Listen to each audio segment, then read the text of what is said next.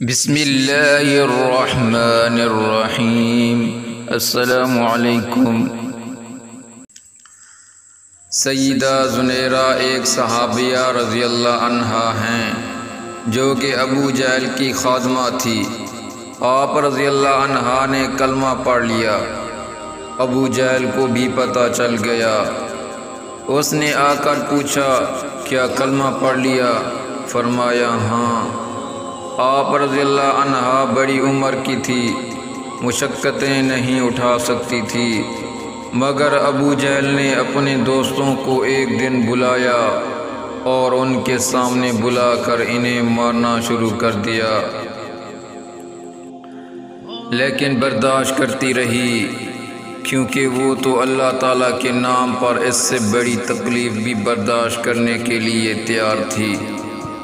جب اس نے دیکھا کہ اتنا مارنے کے باوجود اس کی زبان سے کچھ نہیں نکلا، تو اس نے آپ رضی اللہ عنہا کے سر میں کوئی چیز ماری، جس سے آپ رضی اللہ عنہا کی بینائی ذیل ہو گئی اور آپ رضی اللہ عنہا نابینا ہو گئی۔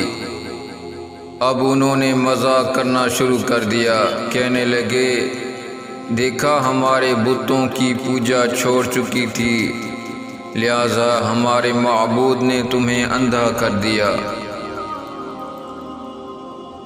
مار برداشت کر چکی تھی، مشقتیں اٹھا چکی تھی، یہ سب سزائیں برداشت کرنا آسان تھی، مگر جب انہوں نے یہ بات کہی تو آپ رضی اللہ عنہا برداشت نہ کر سکی، چنانچہ فوراً تڑپ اٹھی۔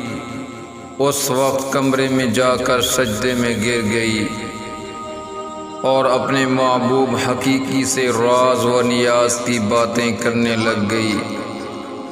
عرض کیا، اے اللہ، انہوں نے مجھے سزائیں دی تو میں نے برداشت کیا، وہ میری ہڈیاں بھی توڑ دیتے، وہ میرے جسم کو چھلی کر دیتے تو میں یہ سب کچھ برداشت کر لیتی، مگر تیری شان میں گستاخی کی کوئی بات برداشت نہیں کر سکتی۔ وہ تو یوں کہتے ہیں کہ ہمارے معبودوں نے تمہاری بینائی چھین لی۔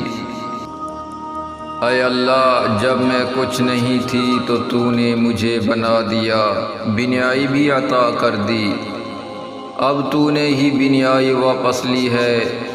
اے اللہ، تو مجھے دوبارہ بینائی عطا فرما دے تاکہ ان پر تیری عظمت کھل جائے۔ ابھی دعا والے ہاتھ چہرے پر نہیں پھیرے تھے کہ اللہ رب العزت نے آپ کی بینائی لوٹا دی۔ سبحان اللہ۔ اس وقت مرد تو مرد، عورتوں میں بھی یوں محبت الہی کا جذبہ بھرا ہوا تھا۔